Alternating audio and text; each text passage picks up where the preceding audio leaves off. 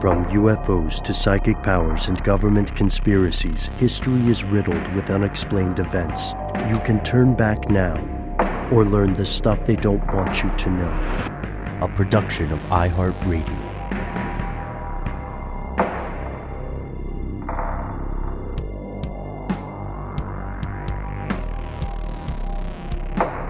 Hello, welcome back to this special show. My name is Matt. My name is Noel. They call me Ben. We are joined, as always, with our super producer, Alexis, codename Doc Holliday Jackson. Most importantly, you are here. That makes this stuff they don't want you to know, but this is a very special thing that we're incredibly happy to share with you. As Matt said, this is not your normal show. You see, we posseed up together not too long ago and attended a thing called Podcast Movement in Nashville, Tennessee, and we were pretty safe about it. As we've said on the show before, we have all been vaccinated. We take COVID tests, things like that. But this was a window of time where it seemed like we might be on getting to the other side of a pandemic. So I don't know if we'll be able to be live again, but it was great to have our first live show in more than a year. It was nice. Yeah. And it couldn't have been a more apropos topic, I think, given the climate that we live in right now, in terms of being able to kind of sift through a lot of the fake news and a lot of the sensationalized news and kind of really just figure out where the grain of truth and all this stuff is. It's honestly been the mission of the show from the start, and we did a panel on that very thing. Yeah, so what you're about to hear is a conversation between the three of us and an awesome audience, moderated by our very own Lauren Vogelbaum. You will recognize her voice from all the things and appearances on this show, and it really is about what this show is, kind of, right? I mean, this is almost like, in a lot of ways, just an episode about stuff they don't want you to know and why we do what we do and how we do it. So we hope you find that valuable. I know I certainly did, sitting there listening to you guys as we were talking.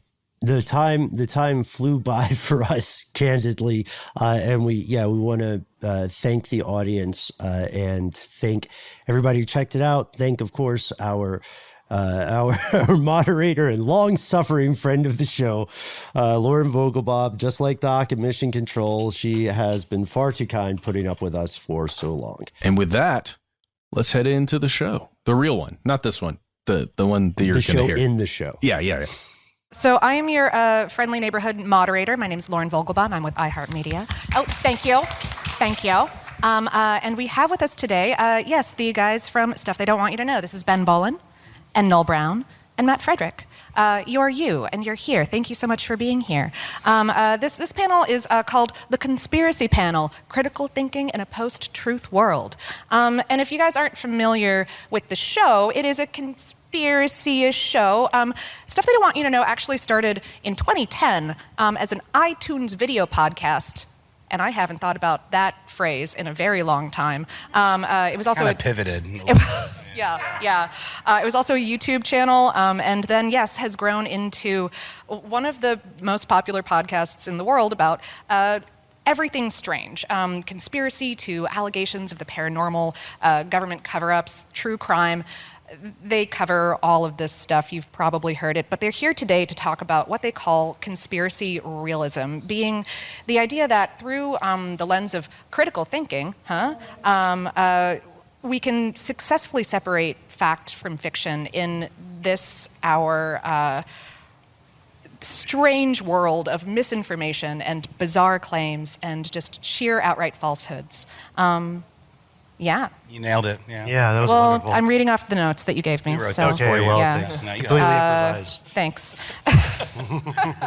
So that post-truth thing in the title of this panel, what do y'all mean when you describe today's society as a post-truth world? Yeah, so the fancy way to say it, the definition of this that has a tie on and goes out to nice restaurants is something like circuitous, the circuitous sort of recursive slipping of objective truth into selective criticism or problems of that truth. You'll hear people often say, one must question everything. But the best immediate question to that is why? And then we also find ourselves in situations where people tend to selectively question things that do not agree with their pre-existing narrative. This is hardwired into human beings. It happens, I would argue, in almost every aspect of human civilization. Not just like, you always hear about it with politics or maybe with religion, but it happens in sports games. You've seen a sports fan have a problem with the ref's call, not because it was objective. It's not about objective truth. It's about their perception of some sort of witchcraft scenario that maybe caused the events to happen because the ref did a hex of some kind. Is that about right? Right. Yeah. Or you're like, I hate the Patriots, therefore that was a bad call. Exactly. Yeah. There's this dude named Jake Hanrahan who we really like a lot and has a podcast called Q Clearance about QAnon. And we had him on the podcast earlier this year, and he is the first person I think I heard use post-truth in like kind of a sentence, and it really hit me. And then now it's like you kind of hear it all over the place, but it's just this idea that because of the way the news is reported and information is disseminated, it's all about the receiver of the information as to whether something is or is not true. And that's sort of a problem, if we objectively can't separate truth from fiction, and it depends on like your opinion. Well, that used to mean a thing, an opinion. Right? Narrative. Your narrative, right? But that can create some real sticky situations. Well, I wonder how many people out here like actually have a problem deciphering what they feel is true. When you're reading the news or on your social media feeds, it's a problem. It is. It's a problem for us. We get paid to do this, and it is. It's not great, y'all. It makes you feel a little bad about society overall and like where we're heading, how we got here. But that's what this show is all about, in an attempt to do that, right? Yeah, and I would just dovetail on what we're saying here by noting what's happening now. Is that we are in the midst of one of the greatest technological revolutions in history, full stop, no caveats. And what that means is that every day we are inundated with some sort of push toward our opinion. If you want to play a very depressing game, when you wake up tomorrow, try to count how many logos or advertisements you see between when you wake up and when you go to sleep. You'll lose count around 250, and it'll still be pretty early in the day. It'll be 1,720 in this building. Matt was up late last night doing this. And so what we want to do is we want to find ways to empower ourselves with knowledge and at least be aware of what's happening. There is literally too much information coming from too many sources for a human brain even a human brain that didn't sleep, that had 24 hours a day to just digest this. It's still too much information. And when that happens, our brains, which have evolved to recognize patterns, tend to prioritize the things that fit the pattern we have already discovered or invented in our minds. Makes us feel really good about ourselves and really smart. It's the juice, yeah. But what is it specifically about conspiracies that is so appealing to human people? Like, what is it that hooks us? They're weirdly comforting in some ways. I mean, the idea that there's some unseen force like pulling the strings, that you have no control over. It makes you, even though it's about not having control, it makes you feel like at least there's a little bit of rhyme or reason as to why the world's so f***ed up. Better than chaos, right? Exactly, yeah. It's something, right, that we can grab onto, like you said. I mean, I think that's literally what it is. To my mind, it's the comfort when you don't know something, but you know for sure A and you know for sure F. You know those things are objective facts, but you're trying to figure out why the heck B through D or something, or E, and you just don't understand. But you make up a conspiracy theory that kind of fits your worldview to connect those things together often. It doesn't mean it's always false. Sometimes people get it right when they make a conspiracy theory, which is kind of scary at the same time because they like happen upon it, accidentally discover something.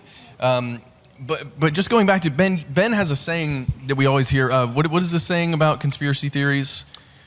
Is it that speculation thrives in the absence of transparency? That's it. That's the one. But it's also this idea of like the phrase conspiracy theory is what we often refer to as like a thought-terminating cliche.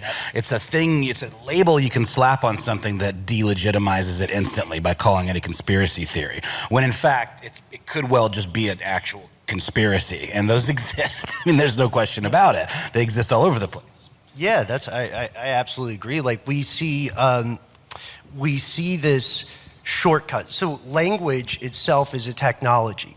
It's a profoundly powerful technology because it is invented by humans, right? Like other forms of technology. And what we often forget when we're hearing, again, in this age of ubiquitous information, we're hearing things condensed down, concentrated down to 3 to 5 minutes, right? On your local afternoon news, if you're someone who hasn't yet cut the cable cord. And the reality is those 3 to 5 minutes are very much a Cliff Notes, right? And they leave out a Reader's Digest, if I'm not dating myself here, a Reader's Digest version of a novel. I think both of those date you pretty hard. They do, yeah, they do. But the point is that when we hear this language, the next time you hear the news, whether it's something you know is very slanted, whether it's a very opinionated YouTube piece, whether it's something that prizes itself on being objective, note how many times the things that Noel mentioned, thought-terminating cliches, are used. You're not going to hear a phrase like truthers, explained, because it's taken that you will know what that term means and that it refers to people who do not believe in the official conclusions of the attack in New York City on September 11th, 2001. We're working live. Oh, Mandela wait, effect. beep. It's okay. So with that, like the language, the power here is that it can push people toward push people toward a confirmation bias. It can push people toward, without consciously knowing it, agreeing with something, whether or not it's objectively true. It's like, I remember when a friend of mine told me what Twitter was, and I was like, that's never going to be a thing. That's just absurd. That's not enough words to express an idea. And it's true. It's not enough words to properly explain or express an idea, but it's what you said, Ben. It's condensed ideas. And therefore, that's why everything's about headlines. That's why everything's about clickbait. People so often get their news from the headlines. I mean, this is all obvious, but like get their news from the headlines rather than actually reading the piece itself, let alone doing their own homework and looking at multiple sources, you know? Twitter, it turns out, is totally a thing. Oh, yeah, spoiler alert. Is this question of language why y'all call yourselves conspiracy realists instead of conspiracy theorists? We just got, honestly, we just got tired of being lumped in with like Alex Jones and David Icke and, you know, the greatest hits of non-objective explorations of ideas, right? So we, going back to what Matt said, you know, the truth of the matter is that you can look at the idea of something as a conspiracy in 3 rough categories. Completely made up, right? Flat Earth. There's pretty solid evidence that that's bunk. Birds aren't real. Birds aren't real. Taken off on the internet. Hopefully no one actually buys into it. They're real and they're terrifying. Yeah. Or terrifying, partially true stuff, like the atrocities of the Tuskegee experiments, wherein the U.S. government told people that they were told disadvantaged people that they were going to treat them for syphilis, and then just didn't. And that is horrific, and that is true. That happened. And with the game of telephone that is history, over the decades, that became like the basis, the grain of truth for a larger pearl of conspiracy. And then unfortunately, there are, like Matt said, there are conspiracies that do turn out to be true, but we can assure you, in the vast majority of cases, those things that we would call real conspiracies rather than theories are usually involving a group of people who have a lot of power, but they want more, and they're super down to do anything illegal to get it. That's where you see things like banking cartels, like HSBC did launder drug money for cartels. And when you use the phrase, going back to what you said, Noel, when you use the phrase conspiracy theory to describe that, you're associating it with things in the audience's mind. You're associating with things like Queen Elizabeth is somehow part alien lizard, and for some reason is super into not talking about that? I don't like. It seems like that would be the most interesting thing about her. Yeah, the Sex Pistols got it right. Right. She's not a human being. I want to jump back to the drug trafficking thing. I'm sorry to keep polling y'all. I'm just going to poll the audience the whole night. So yeah, let's do it. You're welcome. You're the most important part of the cool. show. Yeah. So I wonder how many people here think the Central Intelligence Agency or another intelligence agency within the United States had anything to do with the crack epidemic within the United States, or if they were actually trafficking drugs or bringing them into the United States. Yeah, I'll do it. Yeah. Well, see, now, here's the thing. Like, I raise my hand here for a lot of reasons, because it's this weird conspiracy theory territory where you can prove things that the government was involved with, like the Nicaraguan Contras. You can prove that as a fact, an objective fact. It's just part of the larger. Yes, and that's real, and we did that, or the government did that. No, it was you. Oh, it was me? Jeez, I knew it. But then you can get into something like, is it Freeway Rick Ross, who's alleging that he was working directly with intelligence agencies and they taught him how to sell and how to make money and how to launder that money. But, then you're kind of taking one person's what one person says as fact, because you can't verify that from the intelligence, people that he may or may not have been working with. They're never going to talk. I mean, sometimes they retire and they do talk a little bit. Well, but then there's journalists who've died weird, mysterious deaths who are looking into stuff that has to do with this. So it just becomes weird territory where if we all as a society decide the term conspiracy theory is bad and we can't talk about it, we're going to be I think we're going to have a big problem, because things will happen in the future where we're not allowed to talk about it, but there's alternate theories that may be real. Well, there's this other part with that too. There are basic facts. Again, this is why it's important to do the boring stuff and to look at the primary resources and look into the court transcripts. Yes, like 10 pages of it'll be like, why am I here? I should check Instagram. What am I doing? But when you get into this, you'll see these naked statements of fact. And there are also basic points of fact that do not get the coverage they should in some of these conversations about narrative that last 3 to 5 minutes. And one of those, to your point, Matt, about the crack cocaine epidemic, is there is not a single coca field in the US. It's not grown here. And it has and the crack epidemic occurs in a place that has a very tight border with a history of corruption on the part of the people guarding that border, right, from the importation of drugs. So that's one of my first questions. We'll have people who want to say, oh, this is hyperbolic, or oh, the CIA has a spotless record. I'm sorry, let me do that again with a straight face. But the idea here is that the danger first of treating these kind of things in a dismissive way is that we're missing important facts. And then by dismissing those facts, we're also setting ourselves up to be increasingly incorrect in the future, because we're building on a cracked foundation.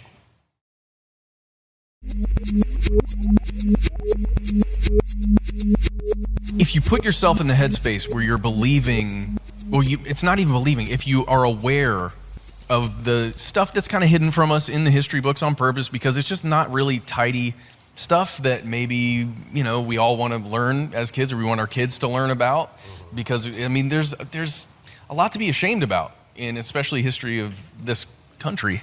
Gosh, I don't even like saying that, but it's true. And gosh, I'm just, I don't even want to finish this thought because I don't like where my mind was going, but really it's like, I'm going to need somebody else to pick this up, because it really does bother me that it really does bother me that I learned about this stuff because I decided with Ben to make a show a long time ago that we just wanted to explore it, and it's the only reason why I know it. And the only reason why I have time to do this is because it's my job. You kind of can't unknow it, though. It's like it's hard to walk it back, you know. Well, yeah, and there's a danger that if you start to know it, then your mind may be more inclined to go a little bit further and then start believing things that are not provable in any way and are very likely not true. And you got to be so careful with that when you're even thinking about these things. That's what this whole conversation is largely about. I mean, we're in a place right now where that stuff is like weaponized and like super, super dangerous with things like QAnon and things like, you know, the technology that you're talking about. The internet is language and is, you know, increasing in terms of speed and efficiency and the ability to spread dumb ideas very, very quickly. And then we had this crazy pandemic thing where all of a sudden a bunch of bored, you know, housewives and people that were out of work, I guess, were like clicking around and like, oh, this QAnon stuff is for me, because it like kind of does that confirmation bias thing where it's a grain of something they already believe, whether it was a racist attitude or whatever. Pick your poison. I mean, the whole thing is so bonkers and there's so much wrapped up in it.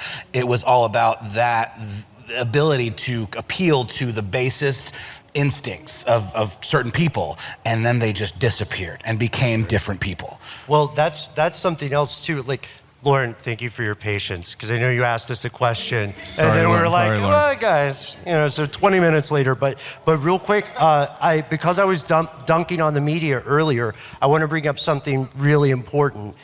How many people heard about what happened in Tulsa before they saw the HBO series Watchmen? How many? Great, and thank you to everybody who admits that was new information, because again, we're seeing this idea that the past can be malleable, that it can become a conversation that can be used. Like the cliche is history is written by the winners. Unfortunately, a lot of cliches become cliches because they are at some point true, and that's what we endeavor to do with this show. We want to first examine the sources of something to see whether there's a grain of truth, and if there is not, or if there is, to see how that evolved, because conspiracies are modern folklore. That's really what they are. It's the same kind of, you hear the same iterations of stories from the past. The first usage of the word conspiracy dates back to around the early 1800s in Europe, if not slightly before, but it really hit the American zeitgeist in the wake of the assassination of President Kennedy. And then this term became weaponized. And I'm not going to ascribe motive to the organizations that did weaponize it. You mean the ones that killed JFK? Sorry, no, just kidding, nope. But we do think it's important, especially now, because if you meet someone and you feel like, and I know we'll talk about this in a second, but if you meet someone, a loved one, a relative, on purpose, and you think that, and you think they're just too far gone to talk about, right? Or talk to, and you're like, look, there is a Wikipedia page on microchips. There is a Wikipedia page on vaccines. Read the first paragraph of both. You know, you don't have to do that much, and they still won't listen to you. Then we have to figure out how to speak with these people in a way that doesn't feel alienating, you know, in a way that can help. Socratic method, I guess, is part of it. I'm getting ahead of us, but... No, this is really good. Yeah, do you... No. Sorry. No. Okay. I can just leave. That's fine. Please don't. Please don't leave. One of the hardest things to do right now that you've probably experienced is either having an internal, you know, conversation with yourself, a monologue, or talking to a loved one that is either super skeptical of everything that you may believe or extremely believing in something that you just don't find to be true at all. And it's the bubbles that we find ourselves in where we have so many people in our social media feeds and other places that are confirming exactly what we believe and what we think, that it's really tough to break out of that. For me, it's tough to break out of that. That's why I don't have any social media anymore, actually, so that I could just talk with these guys and Lauren and everybody else just to have actual conversation rather than somebody telling me that I'm right or stupid for what I think. Oh, and that's the point. People's motivations they're well-intentioned. You know what I mean? Nobody's like... Very few people are waking up and thinking, you know what I'm going to do? I'm gonna ruin somebody's day on Facebook. I'm gonna find. That's who I am. I don't believe that. I think there's lots of people that wake up. Yeah, and but I'm think, saying the majority of people, like, even if they seem really far gone, they're well intentioned. Oh, it's true. You know, and from their perspective, when they're speaking with someone that they're trying to persuade to follow a certain belief set or piece of folklore or modern mythology, they see themselves as Promethean. They see themselves as illuminators, and they're bringing understanding. Anyway. Well, but so there's two things here, and one is like most of us are getting our initial news a lot from either social media or from word of mouth, and so how do we ourselves sort out the misinformation that we're constantly given a stream of, and then also how do you talk to the people who are spreading that information? Like how do you have a conversation with them? Yeah, we have a pretty good case study for this that we were just talking about today. Oh, yeah. In Atlanta, where we're from, there's been a lot of to-do made online about there being a serial killer. Yeah, on the like loose. I got this text from a friend, and she was like, "Hey, don't go walking alone at night. There's a serial killer." And I was like, "This is the first I have heard of this." A viral Instagram post that probably many people in the audience have seen. It's because it's sexy. It's a thing that people want. I mean, in terms of like it is. the No, prurient nature of it, it's a lot cooler to share and be the light bringer that says, "Hey, there's a psychopath out there mutilating corpses in the park. Watch out." As opposed to there's been one admittedly violent crime.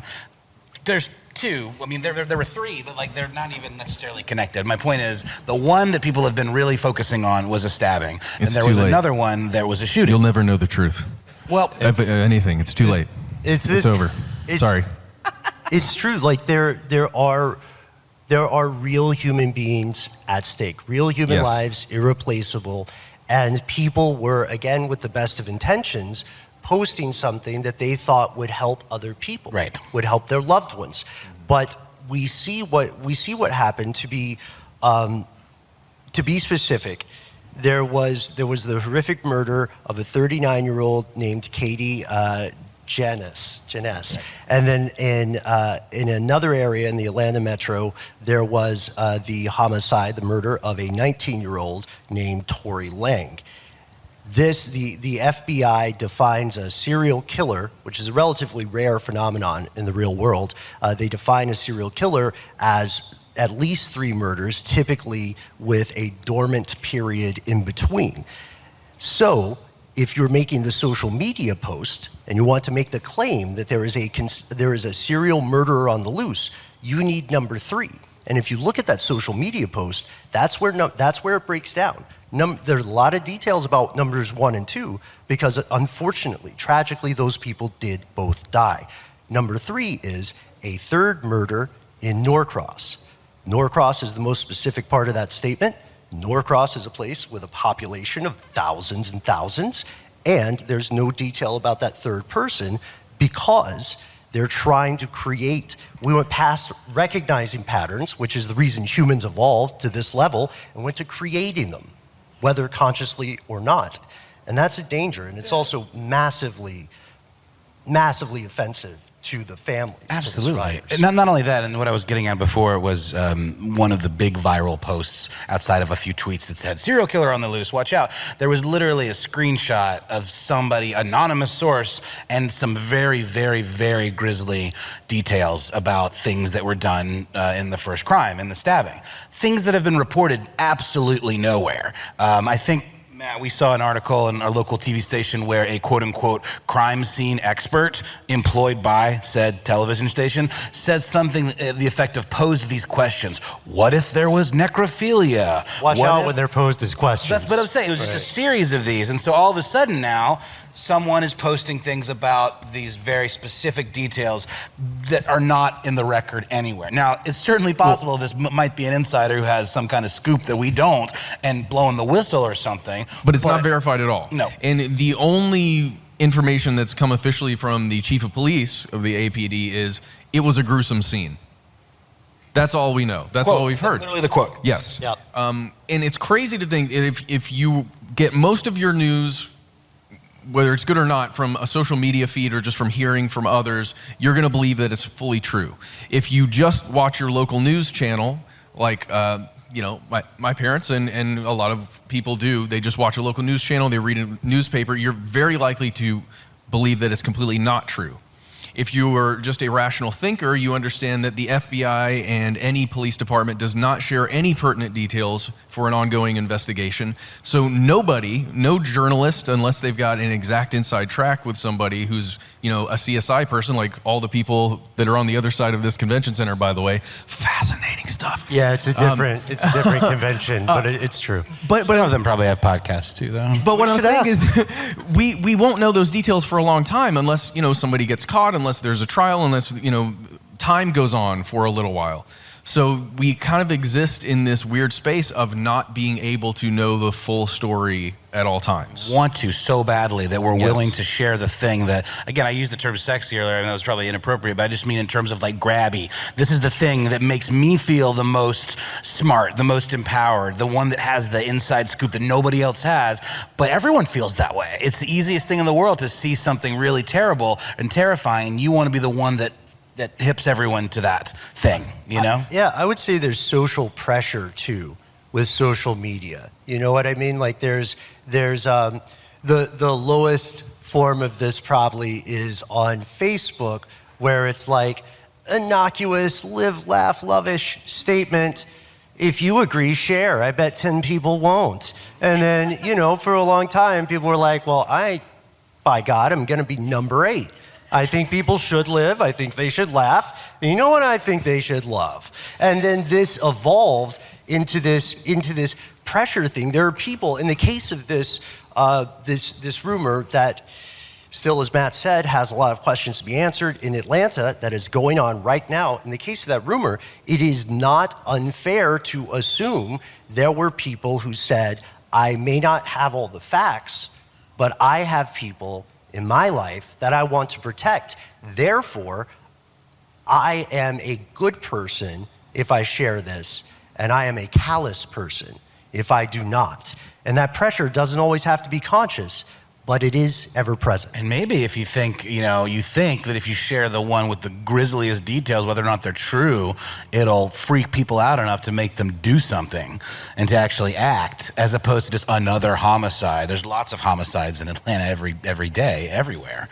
But when you start seeing things like that, it starts. But then you hear the FBI is involved, which is true. Right, and not the GBI, the FBI. So why? Let's just go there. Yeah. You don't bring the FBI in. It is a violent crime, but so is a shooting. I just don't. It's a little fishy, I think, that the FBI is involved, but yet we just don't have all the facts. So we'll find out eventually. But I just think that it's an interesting case study for exactly what we're talking about. I think so too. And look, I don't want to go all the way down this route on this stage right now. But what if that same kind of thing, where an anonymous source is telling you that the government is fully corrupt, and what we have to do is fight back against this government right now, and the only way to do this is we got to rise up, we got to start organizing and talking to each other, and if it's coming from a place of just an anonymous source that for some reason everybody inside this one particular bubble believes it.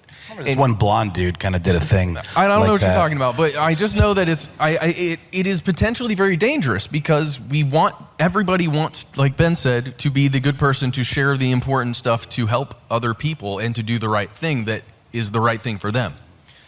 Some people are just anarchists, though, and just want to sow chaos and disinformation, and that's part of the equation too. We can't forget about that. There's Everyone a dehumanizing. Yes. Like Dunbar's number is, still not the best science, but there is a dehumanization that occurs. You're talking to an avatar, or I don't know. It's just very easy to bring people in because there's this arm's length distance one feels. If you talk in person to people who would consider themselves online proponents of the QAnon ideas, you talk to them in person, they're going to be like, hey, here's a funny meme.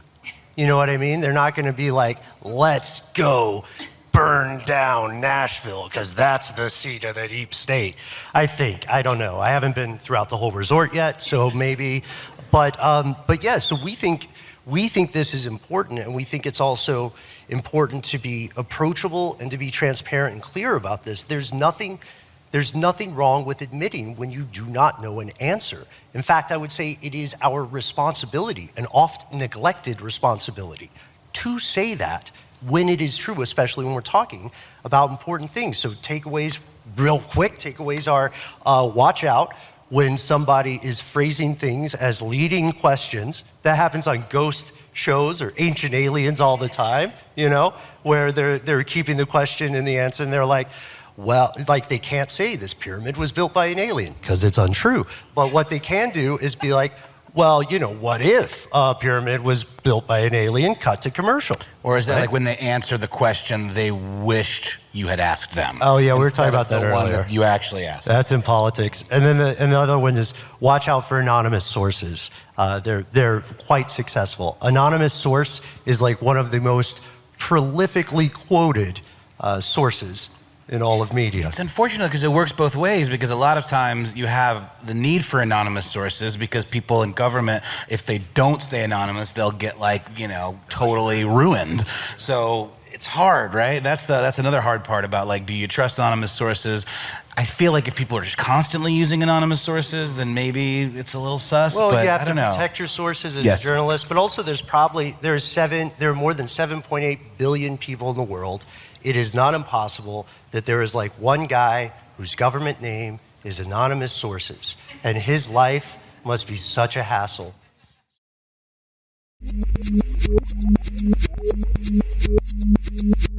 An anonymous source told me we might take some questions. You guys want to do that? Yeah. Sure. Yeah.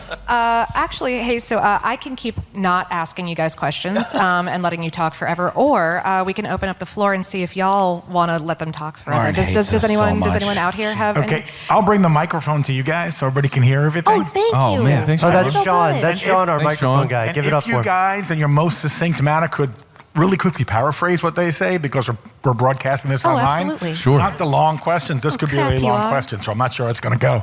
I had two questions, but I'll keep it to one. I actually wanted to hear your guys' feedback on the movie Utopia. I don't know if you guys have seen it or not. The movie Utopia Or or the the TV series. show? The series? Zootopia? Zootopia. I love Zootopia. Love it. Prefer the British version very much.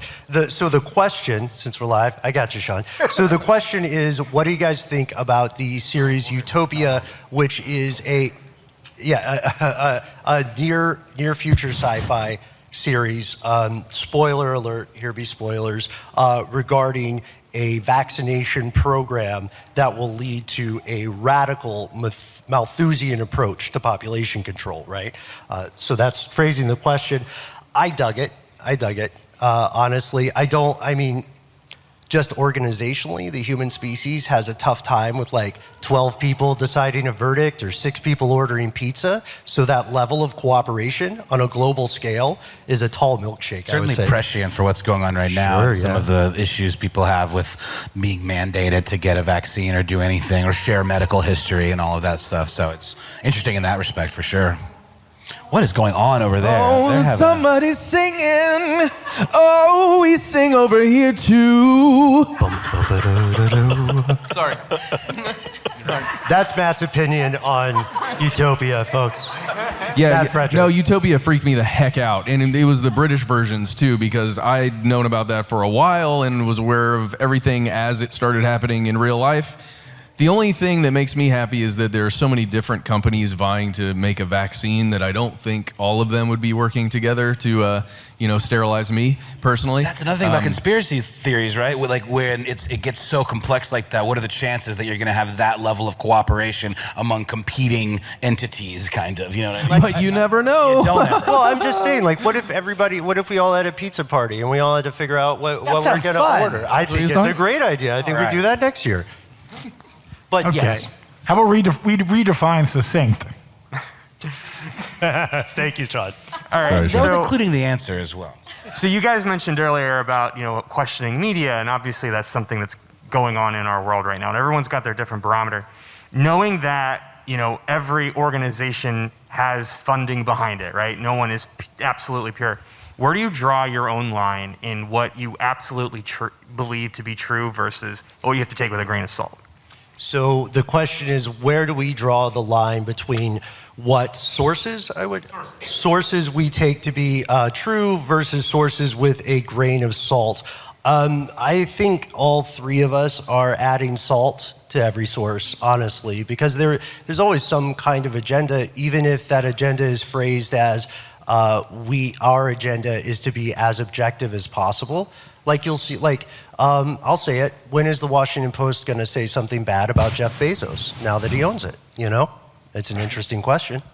And you know, the company that we make podcasts for is a giant company, but we can honestly say we are never told what to talk about or not talk about or given parameters around what we should do, ever. It's never happened. Our boss is in the crowd.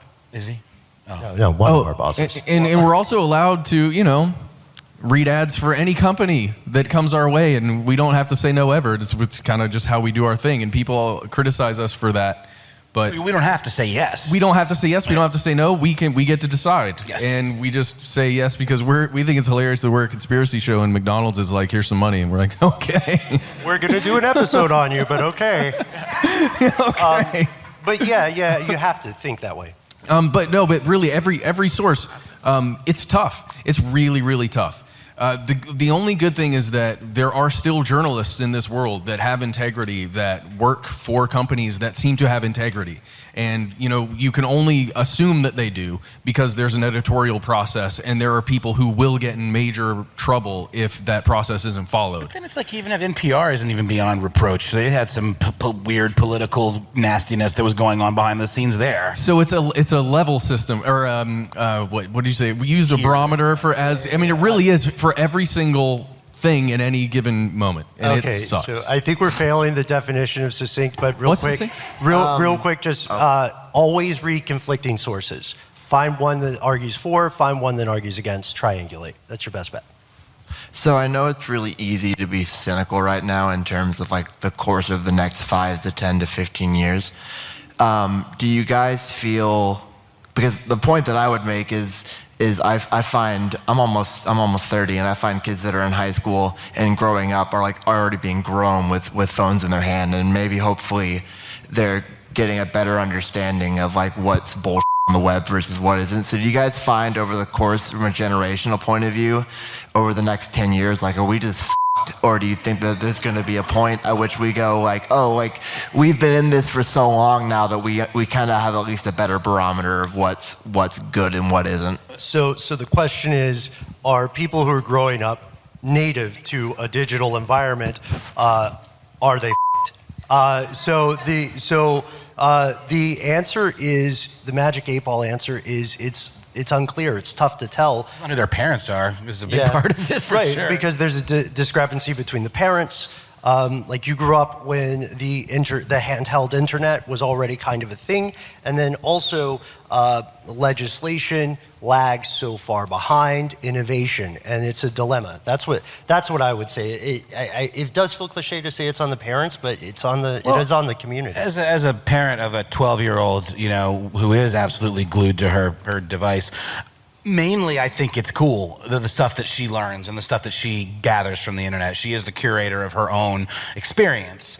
I do not feel like she's being sold a bill of goods with the stuff that she's interacting with on the internet. That's just I think there's too much information out there, and it can make things confusing. It can make things feel overwhelming at times.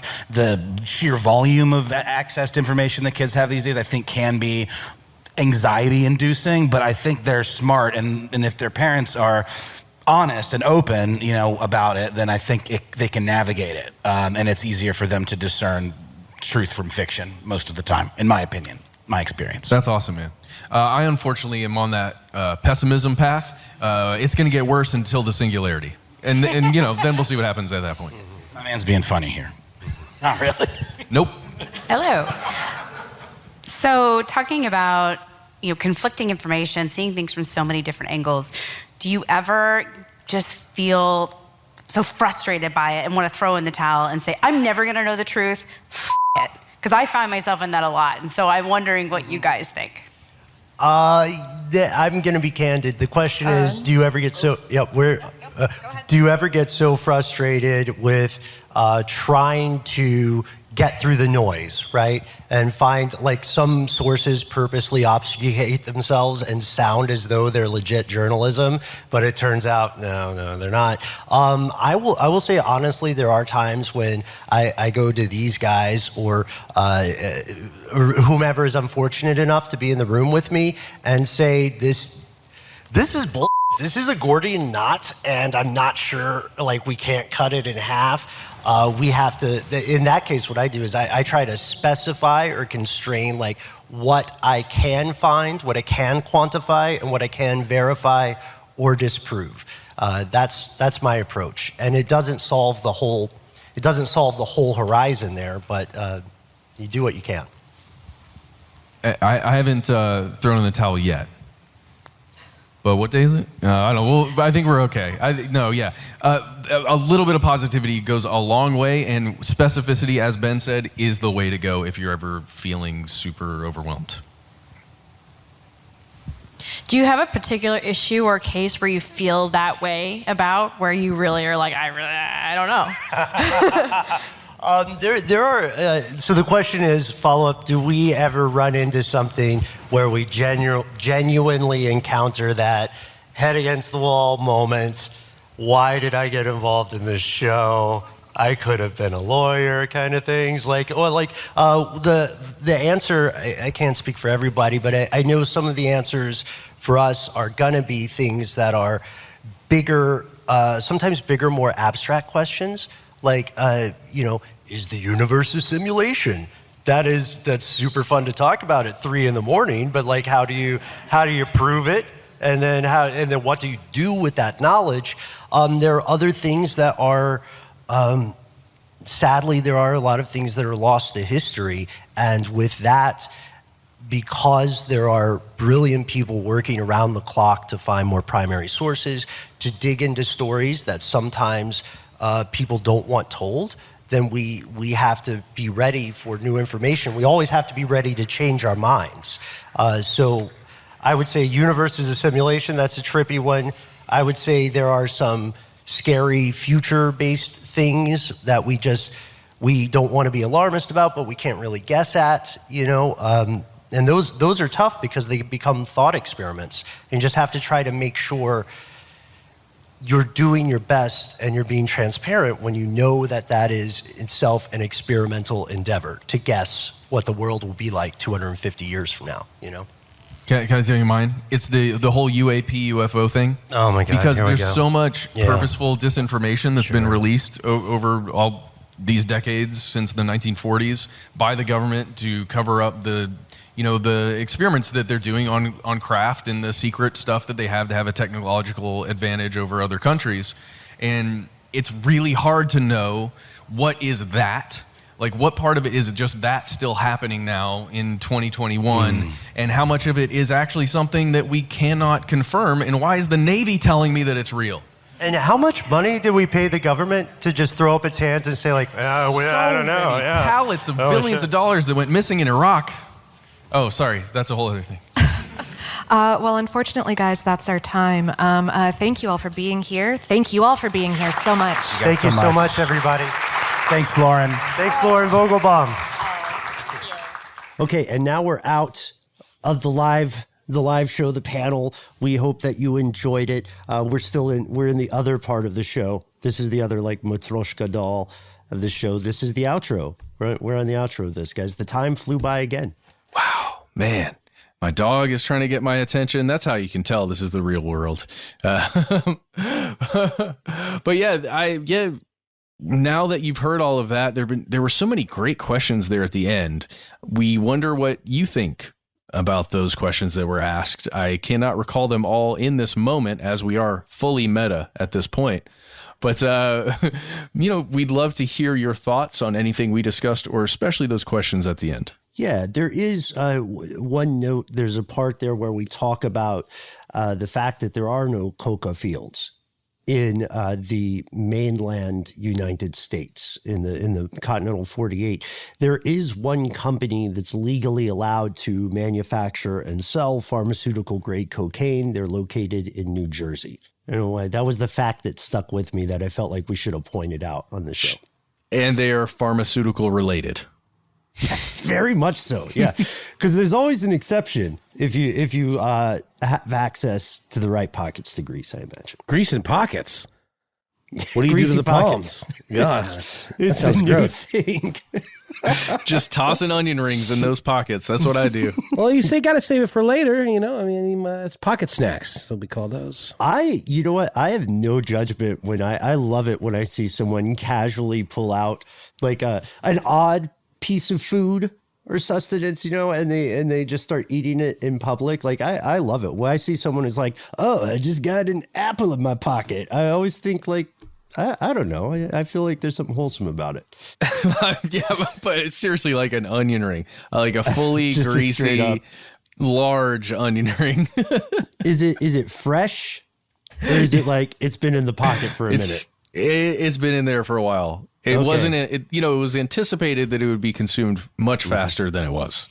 It reminds me of I went to a movie theater for the first time in a long time to see the Anthony Bourdain documentary, and I saw a guy take out what I believe to be a burrito, like before the lights went down. He had clearly gotten this burrito and did the pocket move and pulled it out. Yeah, I you was got just to do eating that. it. I was like, yeah, man. I don't know. It reminds me of that I Think You Should Leave sketch where he's got a hot dog hidden in his sleeve. Yes. Yeah. And we were not eating on stage. We were trying to be professional. But I hope you enjoyed it and can't wait to do more live things in the future. Hopefully we can talk Doc and Mission Control and a couple other folks, compatriots, into joining us. What do you think, guys? Think we'll ever go on tour again? Oh my God, yes. I mean, you know, obviously we're entering another kind of watch out stage right now with all this Delta business, but hopefully the next kind of Delta we'll be involved in will be Delta Airlines, baby. So let us know your questions that you wished were asked at the panel. Let us know your thoughts on the concept of conspiracy in a so-called post-truth world. As always, we cannot wait to hear from you. Well, also tell us the weirdest stuff you've ever snuck into a movie theater. It's just interesting. We'd just like to know. Was it Charlie Day on Always Sunny spaghetti in a bag? Yes. That's unacceptable. The squishiness and the smells. No, that's not cool. 4 JBCs. It's a junior bacon cheeseburger. A junior bacon cheese. Yeah. Because when you're that deep in the JBC game, you don't have time to say the whole name. That's right, man. No Frosties this time, but that was my favorite one that I've ever done. I like to sneak those little kind of like cheese sticks wrapped in gabagool. You know, you ever seen those? Oh yeah, those yeah. I love they those come things. They come shrink wrapped, so they don't smell, and then you just pound those suckers. So that's They a have good prosciutto good movie on them. snack. They have some pepperoni. I used to do Lunchables. I'll be honest. All right, that's classy. Yeah. I What's your like go-to kids. Lunchable, Ben? Real quick, What's you that? like the little. What's your go-to Lunchable? Do you like the little weird cold pizzas? Those were always very strange to me. Yeah, the pizza. I think it was more of a novelty for people. You know, Kids love them. I just don't like the idea of cold tomato sauce. It makes me kind of puke in my mouth a little bit. It's gross. yeah, it's a weird thing. But you know what? Let us know. What do you sneak into movie theaters? Or what? All the time right now, like All the today. time right now. Have you been like slowly learning to make rotisserie chicken at home, and you're like, as soon as I go see a movie, I'm bringing the chicken with me, because if you're out there, you are a legend. Well, if you're out there, we want to hear from you. You can find us on the internet. Catch us on the usual internet places of note. We are Conspiracy Stuff on Facebook, YouTube, and Twitter. Conspiracy Stuff Show on Instagram. Yes, and we have a phone number. You can use your mouth to talk into your phone, and it will come to us. Our number is 1-833-STDWYTK. You'll have 3 minutes. Give yourself a really cool nickname, whatever you want it to be, that's fine. Let us know if we can use your voice and a message on the air in one of these listener mail episodes that we make. And if you've got too much to say in 3 minutes, or you want to send us links or anything else like that, please instead send us a good old-fashioned email. Our address is conspiracy@iHeartRadio.com.